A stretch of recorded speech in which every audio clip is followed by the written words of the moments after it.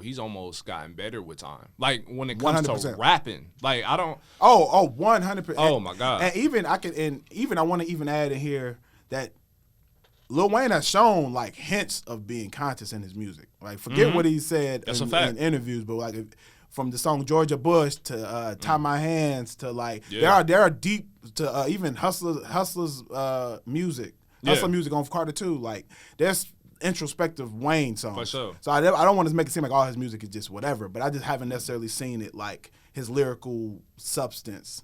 Like he's not talking about stuff differently now than I feel like he was talking about it on the Carter 1 or Carter 2. Absolutely. Yeah. And since we on that note too, like so we're reviewing, it's 20 years now. 20 years. It just hit its 20-year mark literally last month. Like, what's your thoughts on the Carter as we take a retrospective, review on the project? Yes, 20 years. I think, man, the Carter, going back to it, because it had been a while since I listened to the Carter straight through. Yeah. The Carter, out of the Carter series, the Carter 2 is my favorite one. Easily mine. Yeah. Easily mine. The Carter 2, I think, a lot of people say Carter 3 just because how much it sold and how big the impact was. I get it. But Carter 2 was just like great. Like I said, from Hustler's music to Fireman and like all, like it just, it was like prime like Wayne album. For sure. For me. But the Carter, I also like going back and listening to it, man, there are some songs I love on the Carter. Yeah.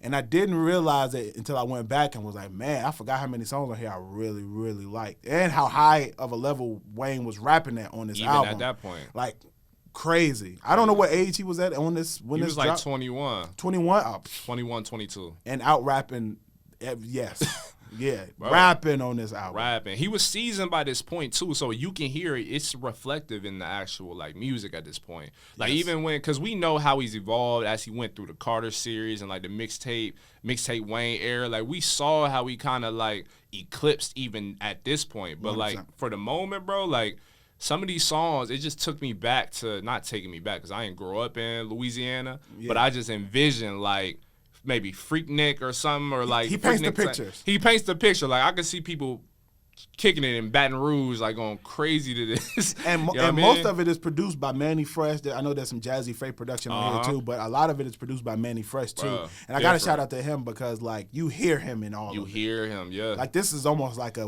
Lil Wayne and Manny Fresh album. On me, yeah. Like and. One thing that I want to note in this album that I didn't notice listening to it at first that I thought was fire, just for a concept for an album, I like that the intro and the outro had the same beat. I don't know if you noticed that, but it's the walk in and the walk out. I don't know why I never noticed that when listening to this album, but I didn't realize that it's like a song and then it's continued on the outro. It's fire. Like I was like, man, fire, I don't know if there's other albums that do that.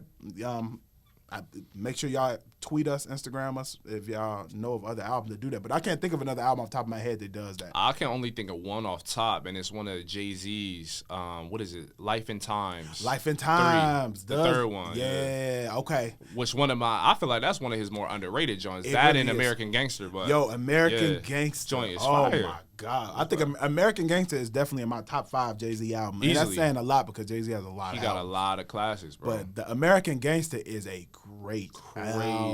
Like, he is rapping different on bro. American Gangster. And I think that album doesn't get the credit it deserves. Not at all. Never. But, yeah, as far as the Carter, I thought that was fire on the Carter. I like the intro. I like the outro.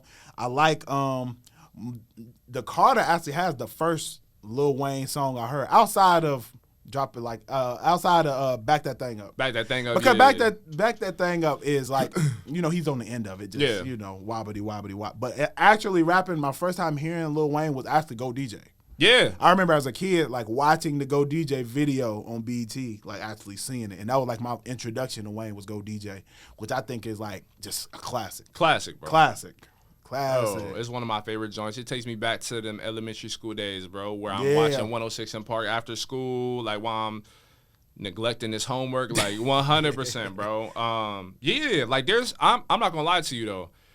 Like for the most part, I would say the album is solid through and through. There's like with any album, you can point out certain moments you like, yo, you should have scratched it. This is where like albums were still an hour, 20 minutes plus long. Like we don't really have that as frequently anymore. I feel like people are giving us more bite-sized content now where you'll have a full-length album at like, you know what I mean, like 35, 48 minutes or whatever. But I would say like songs like Hoes, like I could just do without. But for the most part, this album is straight. It's fire. Yeah. I overall, I think it's a solid album. I think the only there's a couple songs I wanted to point out.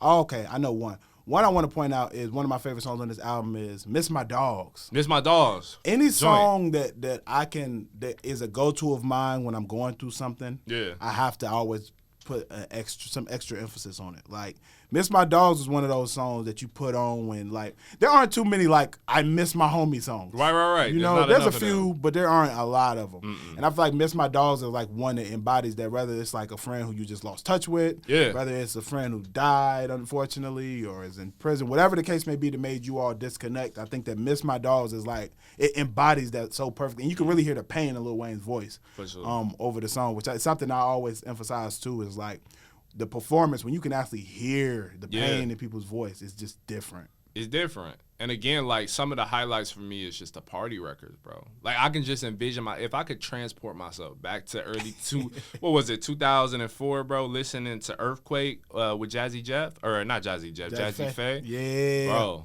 I'm just envisioning like all the, you know what I'm saying, twerking going on, all that joint, bro. Movie moments. You feel me? So yeah, I love this album, bro. It's for me, if I'm ranking it, like it's my among the Carter series, probably third. Yeah, I would put Carter 2, like we said, at first. I'm putting Carter 3 at second, and then I'm gonna put the Carter at number 3. Everything else can kind of fall, because I might even put the Carter 4 at bottom for me, and then put the Carter 5 above that one. Like that might really be how I'm moving. I'm not mad at that perspective. Yeah, I think the Carter, for me, it goes Carter 2. Out of the Carters, it's Carter 2. Then I think I'm going to go Carter 2, Carter 3, Carter 1, Carter 4. That's the same way you had it? Yeah. I think, right? Yeah. Yeah, 2, 3, 1, 4.